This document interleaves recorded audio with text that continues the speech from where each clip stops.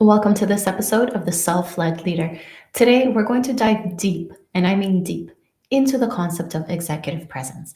And I'm not here to give you the same old tips and tricks that you've heard before around how to sound confident and how to lead a room with impact. No. Today, we're going to actually uncover what the term executive presence means, what it means for you, and how you can develop executive presence in a way that feels authentic, in a way that feels natural, in a way that works for you, your lifestyle, your personality, and more importantly, your current company. Let's get right into things. Welcome to The Self-Led Leader, a podcast for high performers who want to lead from alignment, not expectation. I'm Dr. Christina Ady, a social psychologist, and I'm here to help you lead with clarity, not chaos. This show is about what happens before the strategy, your mindset, your nervous system, the inner leadership that shapes everything you say and do. Because presence isn't about being loud, it's about being aligned. Let's get right into it. So first, what is executive presence? Right? It's this major term that's thrown around so often in the leadership space. But what does it really mean? Let's unpack it a little bit deeper. First, I want you to close your eyes for a moment, if you can. If not, just take a moment and really think about when I say the term executive presence, or when I say think of a person that has executive presence. What does that mean? What comes to mind to you? Are you imagining a man in a tailored suit, standing straight? Maybe he's 6'2", who has a firm handshake, who has a booming voice. What comes to mind for you? What qualities stand out when you visualize the idea of someone with executive presence? Now, this is important. Don't skip this step. All of us have a preconceived notion of pretty much everything, including executive presence. And so before I give you my definition, it's important to understand your definition and where you're coming from. It's important to understand what preconceived notions, what stereotypes, what expectations you have of the term executive presence. Because whatever that is for you, that has so many important clues and insights into where you expect this to go and why you might be feeling resistance around developing executive presence for yourself. Let me give you an example. If you associate executive presence with someone who's 6'2" in a tailored suit with, confidence exuding out of every single pore. If you don't identify as someone who's confident, if you don't identify as someone who's capable of exuding confidence when they walk into a room, there's a massive disconnect, and you won't feel like you are capable of developing executive presence for yourself. So again, take a moment. What does the term executive presence mean to you? What are the qualities that stand out? What aspects of it make someone have executive presence? Perfect. Now, let's think about you for a second. Think about yourself and you as a leader. What terms come up? What qualities come up? What ideas come up for you? If I was to ask you to describe yourself in 5 or 10 adjectives, would you be able to? How many of these adjectives would be in line with your definition of executive presence? This is the perfect place to start, because now that you know what your definition of executive presence is, what expectations you have around it, once you've taken a moment to think about who you are, how you describe yourself, and where you are starting from, well, now you have a much clearer understanding of where the gaps are that you need to bridge. Where are the areas of improvement where you seem to be lacking executive presence that need to be buffed up a little bit more? Now, if you didn't have a moment to do this now, maybe you're driving, maybe you're busy, that's fine. Please come back to this part of the episode and do the exercise, because it will tremendously help you with everything else that we talk about later. And it's perfectly fine to do it after the fact. Re-listen if you need to, because it will give you so many incredible insights about yourself and your leadership style. Okay. Now, let's get into how you can actually bridge the gap for yourself between what your current leadership style is and where you really want to be with your executive presence. Now, let's unpack executive presence, shall we? For me, I've unpacked executive presence into 4 key pillars that I see. 4 key pillars that will resonate with you. And if it helps, think of it as the PCRA. The PCRA, the presence, the communication skills, the relational leadership ability, and the appearance. Now, let's go deeper, starting with your presence. When we think of executive presence, what do we think of? Right? Somebody who's able to take up space in a room, someone who's able to command a room simply by being in it. It's how they carry themselves. It's how they sit. It's how they position themselves. It's when they choose to talk, when they choose to listen. Are they able to maintain their authority even while they're listening? Are they able to speak in a cool, calm, and collected tone, even if it's a high pressure situation, or even if the person speaking to them is perhaps being disrespectful, is perhaps being aggressive, is perhaps worked up themselves? How are they energetically and physically within the room? What is their presence like? Someone with executive presence, when they walk into a room, you know they're there. Someone without executive presence, they may be in the front and center of the room and might just be easy to overlook. Okay? We'll come back to this in a moment. The second pillar is really the communication skills, the ability to communicate. So the first part of your communication skills, the verbal, it's how you speak, how you articulate yourself, your vocal mechanics.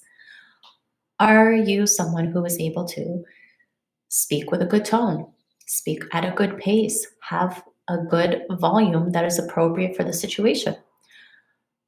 Someone with executive presence, are they using a ton of filler words? Are they hesitating? Or, as I like to call it, are they confidently unconfident? Which means if there's a moment when you don't know something, if there's a moment when something comes up and they don't have an answer, can they be confident in the fact that they don't know this thing?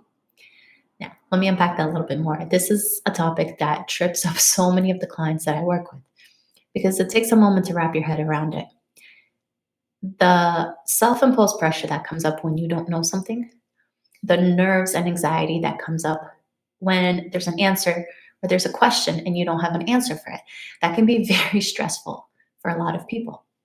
But someone who has developed this executive presence, really, they're able to maintain their composure, they're able to maintain their certainty, and they're able to answer in a way that is still cool, calm, composed, and adequate to say that they don't have the answer, but that they will find the answer. They will get the answer. They will work on obtaining the answer. Let me give you an example. If you're in a meeting and you are asked about specific data related to the project that you're overseeing, and maybe you don't have the latest statistics on it, maybe you don't have the latest numbers, maybe you just are out of the loop and you didn't know that you were supposed to be overseeing this project. It happens. It's okay. No judgment. Someone with executive presence will be able to answer that question in a way that looks something like, you know what? I don't actually have those numbers off the top of my head, but I'll be sure to look them up and get back to you within an hour. It doesn't have to be complicated, but it's the confidence that comes with being confidently uncertain. Someone without executive presence, on the other hand, might get flustered. They might start to use way too many filler words. They might visibly get nervous, maybe even start to sweat or fidget. And that may look something like, I don't really know. I wasn't sure. I don't have this prepared. I'll try and look up. And do you see the difference? Even when you are uncertain, executive presence, the confidence lets you be confidently uncertain. You'll get back to them. You'll look into it. You'll find the answer, and you're certain that you will. Now, the other aspect of your communication skills is beyond vocal mechanics. So part of that is learning to listen. It's the ability to actually maintain a conversation, to hold space for other people, to give them room to expand on their answers. So don't interrupt while they're thinking. Give them a moment to add any additional information. Asking open-ended questions. Now, this is an interesting one because open-ended questions are often uncomfortable for a lot of leaders. It feels uncomfortable to ask an open-ended question because number one, they're not sure what response they're going to get. And number two, there's often a misconception that asking an open-ended question will be uncomfortable for the team member, or that it will make them seem like they don't know, or that they're incompetent. And so many of the leaders I work with stick to yes or no questions, but these aren't as ideal as open-ended questions. They're not as effective. They're not as useful. They definitely have a time and a place. But in the grand scheme of things, if you want executive presence, you need to be able to hold space and ask open-ended questions, even if it's for the simple reason of gaining more insight into what your team member is thinking. And even if it's just holding the space for them to express their opinion, explain how they did something, describe their process so that they feel seen and heard and validated as well. So, communication, part of it is your vocal mechanics, the practical aspect of how you speak. Part of it is the ability to listen and to hold space for others without interrupting, making assumptions, or feeling uncomfortable asking questions. And part of it is the practical aspect, the nuance of how you communicate. What words are you using? How are you putting your sentences together? Are you speaking in a way that is clear and easy for other people to follow? Are you rambling, right? Do you see the differences?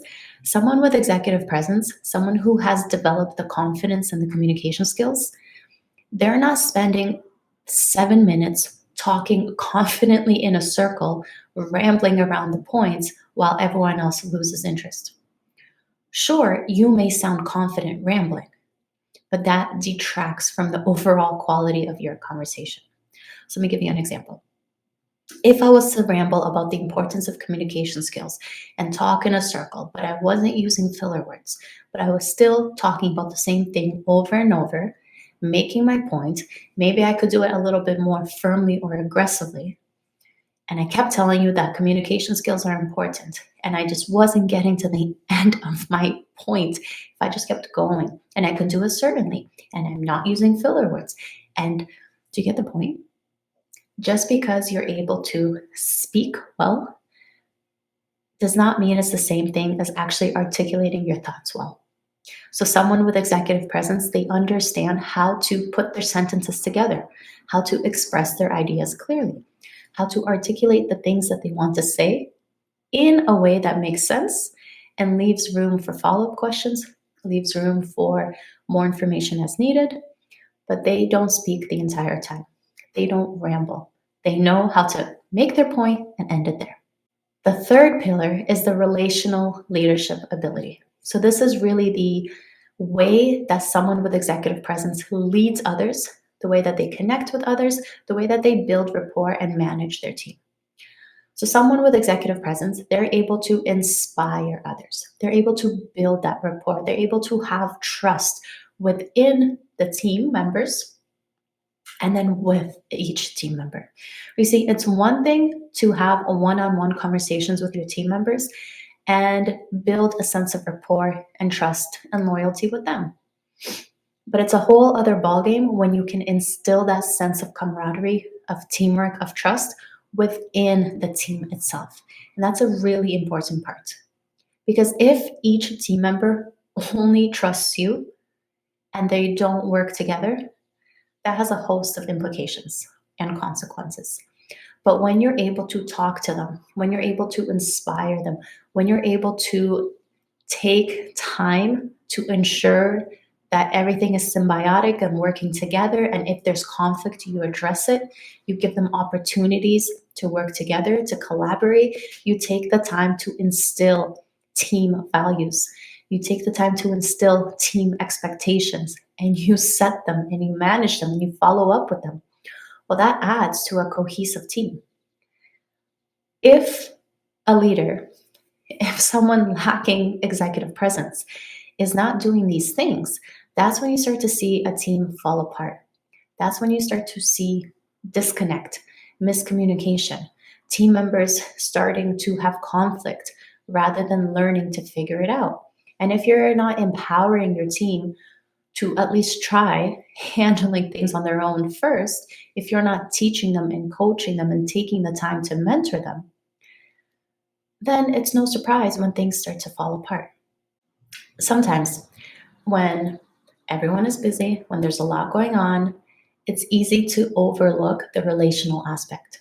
It's easy to fall into the mindset of they're adults, they're experts, they know what they're doing, that's their job, and to just leave them and close your eyes and hope and pray and fingers crossed that they figure it out. But if you are not setting a norm, if you are not setting certain expectations and enforcing them, if you're not having those uncomfortable conversations, if you are not teaching people how to shift some of their own behaviors and their own approaches, if you're not creating that safe space, that psychological safety that your team needs, they will not flourish. Maybe they will on their own for a little bit, but eventually the conflict will come through. So, part of that is knowing how to lead, how to coach, how to mentor, how to hold space from others. And part of that is really the team dynamics of understanding how does your team work? What is the motivation of each of your team members? What is their preferred communication style naturally? You see, there's often a misconception I see with the leaders I work with that whatever approach they are used to, whatever their natural tendency is, that's what they expect of others. But in reality, that's not how it works. You see, we're all different. If we were to go back to the basics, we all have different learning styles. Some people are very visual, some people are very auditory, some people are very kinesthetic, some people are a mix. So some people need to see something in order to understand it. Some people need to hear it. Maybe they need to hear an explanation or a breakdown or a step by step to be able to process it and integrate that information. Some people need to do it themselves. It's not enough to see it and try the step by step themselves to be able to understand how it works. Some people need a mix of all, and that's fine. Once you understand that, once you begin to use that to your advantage, your team begins to function better and you become better as a leader. If you are someone who is goal oriented, if you're someone who's action oriented, if you are just here to get results, it's important to understand that your team is also there to get results, but they may not do it in the same approach that you do. And there's an important aspect of understanding that adds to your executive presence, because it adds to your ability to have these relational leadership opportunities, to be able to give feedback in a way that is effective, in a way that your team member can understand and implement. If your team member is working on a project and you give them feedback based on the way you want to receive feedback, not on the way they need the feedback, well, then it's no surprise if they're not integrating the feedback effectively. So it's about how you talk to your team. It's about the relationships that you build within your team members. It's about the expectations and the values that you set. It's about how you talk to your team, how you deliver information and feedback. It's about how you balance being an authority with being an approachable leader. And so it's important to understand that someone with executive presence has a balance of both. Maybe they have an open door policy, but they still set firm expectations, right? There's someone that you can talk to and you can approach with your problems, but they've made it very clear when you're supposed to try that problem first, what steps you're supposed to take to try and resolve it on your own, and when and how is an appropriate time to reach out for support. It's not just a free-for-all. It's not just a rotating door. It's not just, I don't want to know what's going on, I told you what to do and go do it. But it's a balanced approach of both. And so the last pillar of executive presence is really the appearance. And now appearance, I'm going to break this down a little bit further. Number one, it's the appearance of what we think of when we say first impressions, the visual appearance. How are you dressed? How are you put together? What do you look like? right? Without getting into any of the stereotypes or the biases, but it's how are you visually representing yourself? If you are working in a corporate space, are you coming dressed appropriately for your position? Now, I know company culture may play a role. Some places are a little bit more casual, some places are a little bit more formal, but it's important to understand this. We all are visual creatures. We all see things, and we all have incredibly fast impressions of someone based on how they look, based on our assumptions of what we think they are like, based on how they look, based on our own history of what someone who looks like that we've interacted with in the past has been like, has done, has talked like, has achieved, etc. That's why it's so unconventional to have a big boss show up in board shorts and flip-flops, because it's not really done. It's not what we associate with it. That's why if I, back at the beginning, when I asked you, what do you think of when you think of executive presence? I asked you if you think of someone in a tailored suit, because these are the things that we associate with an executive presence, a top dog in the organization. And although I agree that this shouldn't matter, I'm also here to tell you that it does matter. So back in graduate school, back when I was obtaining my doctorate and doing a ton of research on stereotypes and biases, the one thing that always stood out is this. It doesn't matter what you think. It doesn't matter how unbiased you think you are. At the end of the day, everyone has unconscious stereotypes. Everyone has unconscious biases. Everyone has conscious biases as well. So these are biases that we're either not aware of or that we are aware of, that we know we are biased in this way. Everyone has them, and they are activated almost immediately, within milliseconds. We used to do experiments where we would present people with pictures and category labels. And so they would look at a picture and they would have to match it with a category label. And what we would often do is we would show pictures and categories that matched. So you can think of something like a smiley face and the category happy, and a frowny face and the category sad. And then we would flip the categories so that they were not matched and ask people to rate the pictures.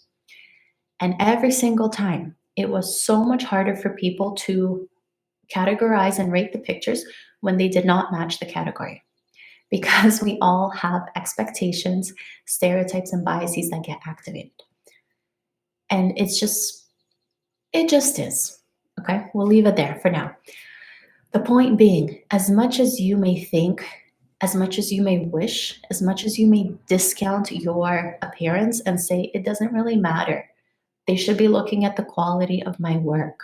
It's the way that my team gets results that should matter. If my shirt is pressed or if I'm wearing a t-shirt, none of this matters. I'm sorry, my friend, but I have to disagree with you in my professional opinion. It matters. It matters, and people make impressions of you based on how you look. That's why things like pretty privilege exist. There's research to show that people who look better, quote unquote better, people who are more good looking, people who are more put together, people who are, quote unquote prettier, more handsome, more put together, they experience benefits compared to people who don't. And that may look like people are nicer to them. That may look like they get paid more. That may look like a whole variety of things depending on what you're looking at. But the bottom line is, people who are put together, people who look better, get benefits from it. When it comes to your executive presence, as much as you may wish that you could deny appearance matters, it does. And so, someone with executive presence, they're likely very put together. Maybe it's taking an extra 5 minutes to do your hair, to pick out a better fitted outfit, right? Maybe it's not wearing an oversized blazer or a dress shirt that no longer fits or something that's super outdated fashion wise. Now, I'm not saying you have to go out and buy a whole new wardrobe, but just take a moment and think about if you had two people in front of you, both of whom were perhaps executives or C suite positions, and one was clearly put together and the other was disheveled, you would get a different impression off of their capabilities based simply on how they look. It's just the way it is. Okay. Now, part of your appearance and part of your expression, and this ties back to presence a little bit, is the way that you carry yourself through your body language and your facial expressions. It's the way that you look physically. So, facial expressions, let's start there. Many people don't actually know what their face looks like. I know, it's wild. Many people don't actually realize what their face looks like while they're speaking, and most importantly, while they're listening. You see, we are so used to looking at other people that we forget the entire time those people are looking at us. And so they see you, they see your facial expressions. And that's why when you think of someone with executive presence, they seem composed, they seem calm, they seem like they've got a really good poker face figured out because they're able to maintain the calm and maintain their emotions without wearing their heart on the sleeve, without showing everything that they're thinking, without scowling when they disagree, right? Your facial expressions matter because it's what other people see. And people are really good, even if they don't think they're good. People, let me back up for a second. Your facial expressions matter because other people are looking at it and getting bits of information, bits of insight. They're making judgments about what they think you are thinking based on what your face looks like. So if someone's talking to you and you don't like it, you don't like what they're saying, you disagree, and you're scowling and you're grimacing, they're going to make an assumption of what you're thinking based on how your face changed. So facial expressions are an important part of building this executive presence. Now, going a little further, it's your body language. It's your posture. It's the way that you carry yourself. It's the way that you're able to maintain eye contact or not. Whether you're able to hold a smile, nod, give cues of listening or participation or confidence or not. So when you think of someone with executive presence, it's someone who has understood, implemented, and figured out how to have strong, confident body language. They're not sitting there slouching in their chair. They're not sitting there to one side because they're bored or uncomfortable. They're not fidgeting with their paper, their pens, their notebooks because they're bored or anxious. They've learned how to implement good posture.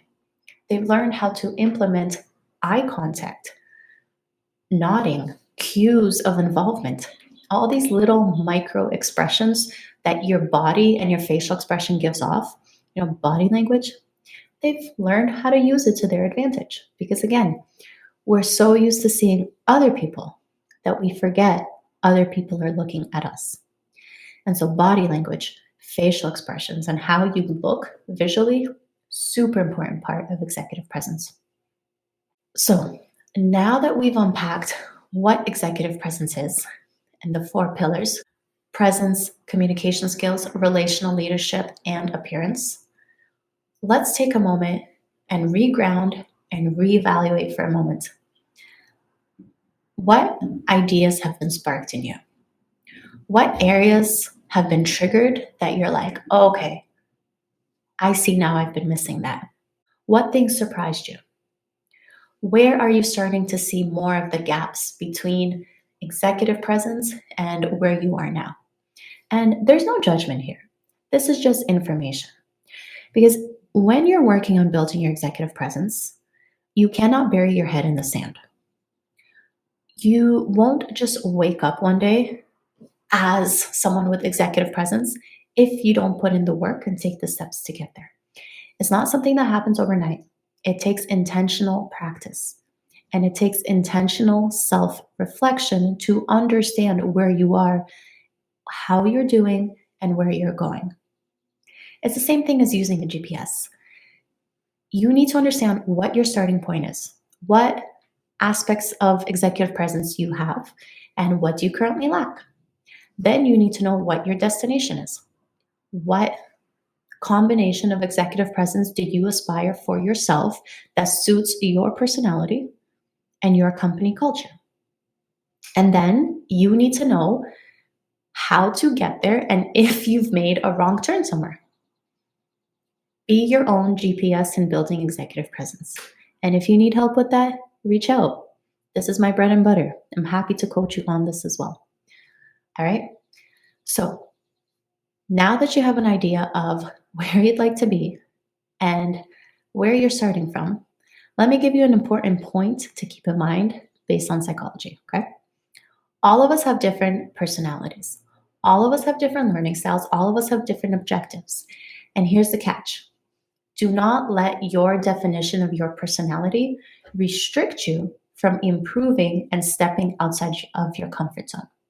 For example, if you think of executive presence, if you know that executive presence requires confidence, but you've always thought of yourself as an introvert, as shy, as someone who's reserved, as someone who doesn't have confidence, do not use the definition of this is just my personality as an excuse to not change.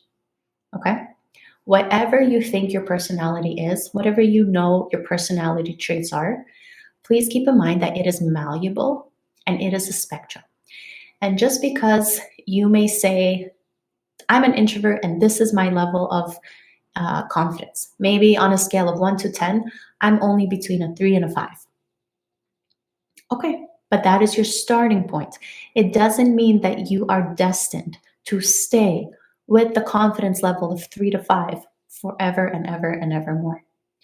You are capable of change and you are capable of either expanding that to a 3 to a 7, or you're capable of sliding it and changing it. So now instead of 3 to 5, it's maybe 4 to 7 or 5 to 8. You are capable of change, but do not let yourself use the excuse of this is just who I am and this is just my personality to prevent yourself from starting to change. Cool. Now, let's get into some practical tips and strategies for how you can start to build your executive presence based on your personality, based on your preferences, based on what resonates with you most right now. So I'm going to preface this by saying, take note of all the strategies I'm going to talk about, but then pick one to start with. So this is why that exercise at the beginning was so important. Once you know what your gaps are, once you know what areas you need to improve on to develop your own executive presence, here's what I want you to do. Either pick the one that resonates with you the most, or pick the one that you know you have the biggest gap in, but just pick one to start that you can actually commit to changing. If you find yourself tempted to do it all, to try and tackle all 4 pillars at once, I get that. I get you. I understand, but it won't be nearly as effective. And you likely quit way before you get results. Trying to do all the things all at once is just overwhelming and it's too much for your brain. Because now, as you're having a conversation with your team, as you're thinking about all the different aspects of work that you already think about, now on top of that, you have to think about your body language, your presence, your posture, your facial expressions, the confidence, your tone, your volume, it's too much and it won't work. And you don't want to feel like a deer in the headlights, stuck and frozen, or worse off than before you started. So pick one. Pick one and work on it consistently enough until it starts to feel natural. That may look like a few days. That may look like a few weeks. It depends on the level of resistance and the level of work you put into it. But pick one, work on it until it starts to become a habit. And then, and only then, do you add a second and do the same thing, and then add a third, do the same thing, etc. And again, this is something you need help with, reach out. We can talk about your coaching options. So let's get into the practical strategies for how to build executive presence with the 4 pillars of presence, communication skills, your relational leadership ability, and your appearance. Again, recap, your presence is your ability to hold space. It's your ability to command a room. It's the way that you carry yourself in whatever space you're in. So if you're someone who's experiencing anxiety, nerves, stress, if the thought of going into a meeting is stressful for you and you start to feel like you get adrenaline, cortisol spike, you get the shakes, practice grounding yourself before. And this doesn't have to be a major thing. You don't need like a 15-minute meditation barefoot outside. You can take a quick 2 minutes to do some deep breaths and to just hold space for your body. Box breathing can be very effective. And so box breathing is the concept of breathe in, let's say you can do a count of 3, 4, or 5, depending on what you can tolerate, which will depend on your stress levels and your sort of physical abilities. So let's say we do a count of 3. So you breathe in for a count of 3. You hold it for a count of 3. You breathe out for a count of 3. You hold it for a count of 3. And then you do it again. You breathe in for a count of 3. Hold it for a count of 3. Breathe out for a count of 3. Hold it. Box breathing can be very effective because it's so simple. You can do it sitting down, standing up, prepping for a meeting. You could do it on camera on a Zoom meeting, and pretty much no one will know what you're doing because it just looks like you're breathing normally. But it's a very great way to start regulating your nervous system and calming down so that the additional anxiety is not impairing your performance. If box breathing is not resonating with you, then do deep breathing where you breathe in, let's say for a count of 3, and then you breathe out for a count that's longer. So you might breathe in for 3, breathe out for 5. Breathe in for 3, breathe out for 5. And this activates, I believe it's your parasympathetic nervous system, essentially just calms you down. And it's great. Okay, so that's the first thing. If you're dealing with some jitters, some anxiety, you want to start building your presence, deep breaths and ground yourself before entering a room or starting a meeting. Now, the second thing is to try different executive presence in terms of energy. So, like I asked you, when you think of executive presence, what comes to mind? Is it someone who's calm and composed? Is it someone who's got, big energy? Someone who walks slow? Someone who stands tall? Someone who's just calm and composed? What energy, what descriptions come up for you? And just like you get dressed in the morning, just like you can try on different layers, different clothes, try on these different adjectives as qualities for yourself. So can you practice being calm and holding that calm, energetic space?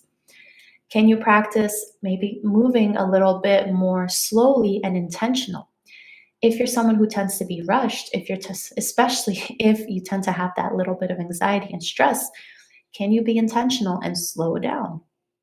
Take a moment to think about your thoughts before you speak. Take a moment to ask that question, that open-ended question. Pause when they're done answering. Can you be intentional about how you do the things that you have to do anyway, right? So try on these different energetic adjectives, see which ones resonate with you. And here's the catch. Just because something is hard doesn't mean you're not capable of doing it. So something to keep in mind is whatever things you see in other people that are either like, ooh, I want that, or, oh, I wish I could do that, or, and you feel that like pang of jealousy that they're doing it and you can't. Those are the things that you actually want for yourself. And just because it's hard, just because you're not used to doing it, doesn't mean you're not capable of doing it down the line. It just means there's some resistance in the way that needs to be worked through first. Okay? And your last thing, at the end of every day, either every work day, every meeting, pick a strategy that works for you, but start reflecting. How was my presence? Did I lose my cool when so-and-so said this? Did I get frustrated when this team member didn't do the thing that they were supposed to do that we already talked about doing 10, 15 times and it was in that SOP and they still didn't do it? Oh, look, I lost my cool again, right? Start to reflect on your ability to hold that presence. and nothing else. Okay? So those are the 3 strategies to try for presence. Now, let's move on to your communication skills. Number 1, take an accurate assessment, take an honest assessment of your vocal mechanics, of your ability to speak. So record yourself, and this can either be an audio recording or a video recording, and either give it to people, maybe 2, 3 people that you trust, and take an assessment yourself. You can also put it through maybe like a ChatGPT or an AI and ask for feedback, including if you get a transcript so that it can go through. And what you really want to do is you want to look at the way that you communicate, practically speaking. So, are you using filler words? If you are, what kind of filler words are you using? And most importantly, when are you using them? Are you using them all the time in between every second, third word? Are you using them to hold the space and fill the air while you're thinking and your wheels are turning? Or are you using them in moments of transition when you're ending one sentence or ending one train of thought and starting the next one? When you can identify the types of filler words that you're using and when you're using them, that's when you have a lot more information about how to actually start changing them. Because filler words, it's not as simple as just ums and ahs all the time. There's other types of filler words you can be using, right? So, like, does that make sense? These are all different kinds of filler words that get thrown in, but it's also important to understand when they're happening because those are the moments where you feel some discomfort or uncertainty or you're just filling up space. And that's when you can start to work on changing them. Okay? Look for filler words. Look for volume.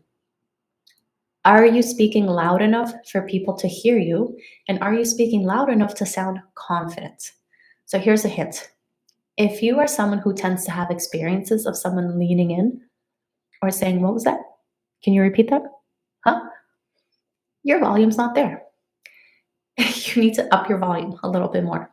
If on the other end of the spectrum, you tend to have experiences of someone being like leaning back, wide-eyed, or just saying, "Whoa," any sort of cues that you're too loud, then you might have a volume problem where you are yelling at people and they may be perceiving you as yelling. And that can harm your reputation as well because no one wants to be yelled at. Okay? So look for filler words, look for your volume, look for your pace. Listen to the way that you speak. Are you speaking really, really fast so that no one understands what you're saying and your pace is off the charts because you're just anxious? Or are you speaking so slow and maybe like extending your filler words like so slow that people fall asleep and lose interest and maybe they interrupt you all the time? That's a good cue to know. If you are getting bored of yourself, other people get bored of you too. So filler words, volume, pace, and then pay attention to your tone because tone is a sneaky one. Tone is often confused with volume, and it's not the same thing. Tone is your emotion. If you were to speak to someone and maybe they had a blindfold on or maybe they were in the other room, it's the sense of your emotion, of your feelings, of the mood that you're in that they would get. Let me give you an example. Think back to when you were a child and your mom or dad came home and they yelled your name. You could tell if they were excited to see you, if they were frustrated, if they were mad at you and you were about to get in trouble. How? How could you tell? Because it's the way that they said your name, the tone that they said it with. And so unintentionally, you may be using a tone that you think you're trying to be friendly, maybe, but it might come off as uncertain or lacking confidence. You might try to be calm, and instead it might be monotone and bored. You might try to be firm, and instead it might be way too authoritative and strict. So pay attention to your tone as well. And just take note. What do you actually sound like? Not what you think you sound like in your head, because that's different. What do you actually sound like? What do people hear when you speak? That's a very important place to start with your communication skills. Now, next exercise. If you're like, my communication skills are fine, well, assess how confident you sound when you speak, especially in those moments where you need that confidence uncertainty. Practice. Record yourself answering questions. If you can, record yourself speaking in a meeting or a team meeting or a call and listen back to how you actually sound like. Are you ending your sentences like this all the time, like you're asking a question with an inflection going up that makes you sound uncertain? Are you using a lot of phrases like, I think so, I'm not sure, I think, those kinds of things, right? You might not even realize that you're doing it, but when the uncertainty creeps up, so do those phrases. So take an accurate assessment of beyond the vocal mechanics. What are you actually sounding like when you speak? Can you give an answer like, I don't have an answer for that, in a way that is clear and confident without buffering and going all over the place? And the third thing that you can do to start assessing your communication skills is your ability to pause and to gather your thoughts and then articulate them clearly. So, pauses are very useful. They're a great way to start eliminating filler words, but it's also a sign of confidence when you can take a moment to gather your thoughts and then answer rather than having that pressure. And often it's self imposed pressure to just answer right away with the first thing that comes to mind. And then you're going down this way, thinking about how you should have gone down this way. And then you're rambling, and then you're pivoting, and then you're trying to speak. And it just detracts from that confident executive presence authority that you're going for. Okay? So that's your communication skills. We'll end it there for now. Let's move on to strategies for being a better relational leader and improving your relational leadership ability. How often are you asking open ended questions? How often are you asking an open ended question followed up by another question? How comfortable are you asking questions in general? Do you feel like it's uncomfortable asking questions to your team? Start there. Asking questions is a very powerful way to lead because, number one, it gives that safe space for them to answer.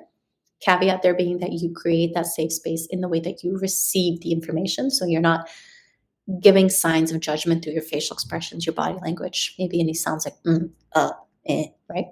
Keep that there. How often are you asking questions? Just be honest. Start there. The more that you're able to ask questions, the more information you will get about your team, what they're thinking, what their motivations are, why they did things a specific way, and any gaps in their knowledge or their understanding that you can then address. If a team member is doing something wrong and you just make assumptions and give them tasks and throw things at them, you are missing a core component of why they did it wrong in the first place. It's easy to assume that this thing happened. Well, maybe it was something else. Maybe they actually lack the skills or the support. Maybe something else came up that they needed support with that they didn't know how to ask for help with. Maybe they are genuinely untrained or uneducated on this aspect and you need to supplement that, right? There's so many things that could be going on. And unless you take the time to ask some open ended questions and get their perspective and motivation on things, you're just missing out on a huge part of the team and the team dynamics and being that relational leader. So, how often are you asking questions? Start there. Strategy 2, pay attention to when you listen and pay attention to how often, number one, you interrupt and how often, number two, you assume you know what they're going to say. You assume you know where the conversation is going and what they're going to say next. And if you're interrupting, if you're finishing their sentences, if you're making assumptions, again, you are missing out on a crucial amount of information. Yes, there will be times when you know what they're going to say. Yes, there will be times when you know where the conversation is going. But making that assumption every single time is detrimental to you and your leadership ability and your executive presence. So start by having an accurate assessment of your ability to listen. How good of a listener are you? Ask 2 to 3 people for feedback.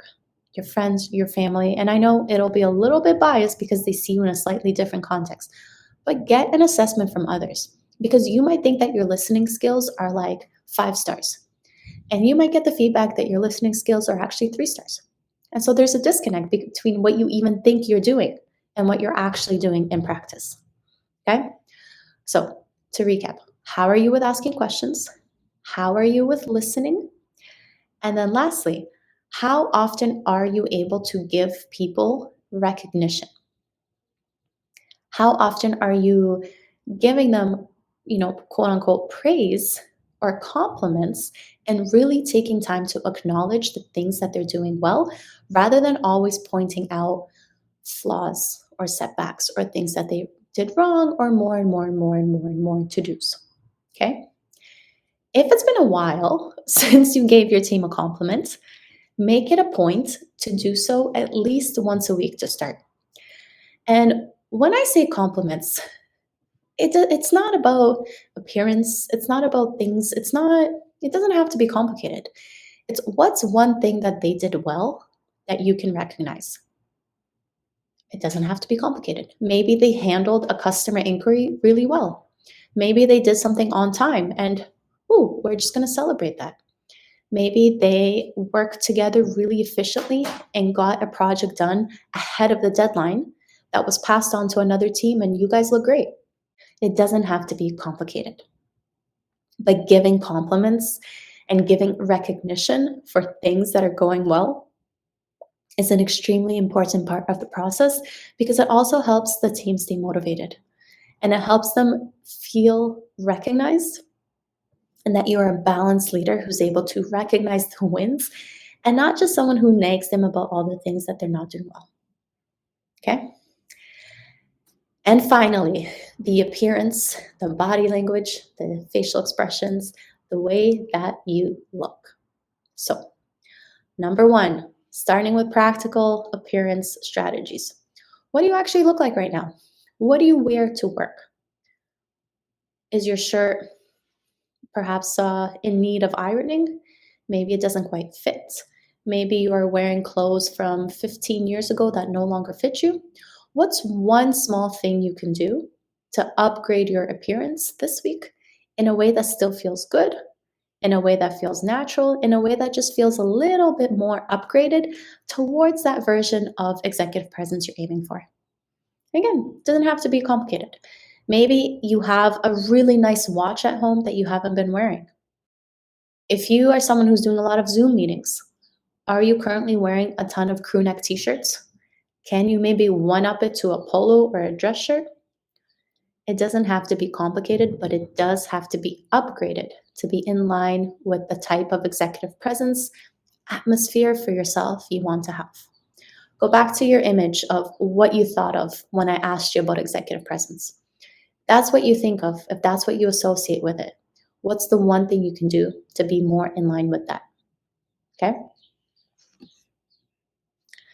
Now, second thing, do an audit of your facial expressions. Okay? Facial expressions, again, so important. And most people don't really know what they look like. So here's a fun way to actually assess what you look like depending on where you are. If you work from home, set up your phone or turn on your camera while you work and record yourself naturally and watch it back and take a look at the types of facial expressions and body language and posture that you have. You might be surprised at what you find. If you work in the office, if you have a chance, set up your phone, same thing, take a video, take some pictures naturally while you work. The key is natural, not posed. Set it up, leave it for like 45 minutes while you work, and then watch it back and see the types of changes that come up. If you can, if maybe you live with someone, if you have a roommate, family, maybe a colleague in the office that you trust, get them to take spontaneous pictures of you while working without you knowing that they're going to. Because that's when you will get an accurate representation of what you really look like in your natural state. Maybe you slouch over your computer and maybe you scowl a lot. Maybe you sit very lopsided and just look off. And that's okay, because again, this is all important information to start with so that you know what your baseline is, what you're aiming for, and how to get there. Okay? And so audit your facial expressions and then audit your body language, of course. One way to do this is the exact same thing. Record yourself naturally, see what you look like. Another way is to just having micro moment check-ins with yourself. So when you're in a meeting, when you are talking to someone, if you're on a call, take a moment to just quickly check in. And it doesn't have to be complicated. It's just posture, so literally how you are sitting, um, legs, and arms. Okay, start with those three things. Are you sitting straight? Are you slouching? Are you lopsided or are you upright? Quick check in. Your legs, are you crisscross applesauce? Are you pointing towards the door, pointing away from the person you're talking to? Or can you have your feet planted firmly, sitting up in a way that's still comfortable for you? And your arms, are you crossed, closed off, leaning away? Are you open? Are you waving your arms like a maniac while you talk? Or are you hiding your arms and no one knows what you're really thinking or feeling? So just do an assessment. Again, it's all information to start with. And so at the start of a meeting, you can check in and say, okay, how do I look right now? Meeting starting. Let me do some stretches. Let me ground my feet. Maybe I'm going to sit like this. Maybe I'm going to sit like this. Maybe I'm going to sit like this. I'm going to find a position that's comfortable and natural for me and do that check-in. The meeting's going to start. You're going to do whatever it is that you need to do. You're going to think, you're going to talk, you're going to whatever, and you're going to change. Your posture will change. And so 15 minutes into the meeting, you might have a quick thought of, okay, posture check-in, body language check-in. I started with good posture, but now I'm slouching and I'm bored and I'm looking at the door and looking at the clock. All right, let me reset. And that's it. And by doing those simple check-ins with yourself over and over and over again, you are going to train yourself to have that executive presence, the posture, the facial expressions that you want. But it takes those intentional check-ins and those intentional changes. Okay? Awesome. You got this. So, to wrap everything up, what is your definition of executive presence? Where are you currently on the scale of executive presence? How is your presence? How are your communication skills? How is your relational leadership ability? And what is your appearance like? Pick the one that resonates with you the most. Pick the one that feels the easiest, the most motivated to start. Start with one. But the important thing is that you start. No one is going to build executive presence for you, but people will judge you on it. And so, if you want to have executive presence that feels natural and authentic, these are the different pieces that you need to start playing around with to build a style that feels calm and confident and natural and is still in line with the type of executive presence that other people associate it with. Because, like I said, you might want to come to work wearing board shorts and flip-flops, feeling like you're on top of the world and you're running your company, but until you get to a place where you are able to do that confidently and have your company flourish, other people will not match that impression. And so it's a delicate balance, like a Rubik's Cube, between finding the pieces that work for you, that line up with what the idea and the definition of executive presence is, especially if you're a leader that is looking for a promotion, that is looking for opportunities, that is looking to make their way up to the C-suite roles. You want to be recognized for the right things. Okay? So pick the one, start there, go back, re-listen if you need to, because there's a lot of strategies in here that you can start with. Now, as a bonus resource, I have created a worksheet specifically for this episode that will help you go through this process and identify the areas of your executive presence, what you want to start with, what strategies, what techniques are applicable to you. It's a roadmap of sorts that you can use to create for yourself and to hold yourself a little bit more accountable. If that is something that you would like, if it's a resource that's interesting to you, please go ahead, check it out. I will link it in the description as well, or you can go to christina80.com/worksheet and it'll be there for you. If this is something that you know you need some help and support with, reach out to me. Let's talk about your coaching options. This is something that I do that is tailored specifically to each and every client that I work with based on your needs and your starting point. You can think of me as your GPS. I help you figure out where the heck you are starting from, where it is that you want to go, and what's the path of least resistance to get there for you. It's optimized with behavioral science, with psychology, and honestly with techniques that work. So remember, you've got this. The important thing is that you start and that you stay honest with yourself. Because no matter how much you want this, if you're feeling resistance and you're not doing the work, your executive presence will not change. So pick the one thing that you're starting with and try it out. Try it out for a week. Try it out for 2 weeks. Try it out for a month. See what happens. Notice the changes you experience in yourself, and more importantly, notice the changes that you experience in your team and in others and how they react to you. Because something as simple as changing your facial expressions and body language might seem so minor that it's easy to overlook because we all have so many important things that we need to do. But once you do, I promise you, the way that people talk to you, the way that people interact with you, the way that people react to you will change simply because you look different and you hold space different. It's worth taking the time to invest into. Now, if anything stood out, if you had any major breakthroughs, I'd love to hear about them. Feel free to reach out. I'm on LinkedIn, I'm on Instagram, I'm on YouTube, and I can't wait to hear about your breakthroughs and the type of amazing leader with authentic executive presence that you are developing for yourself. I'll see you all in the next episode. Take care. Bye.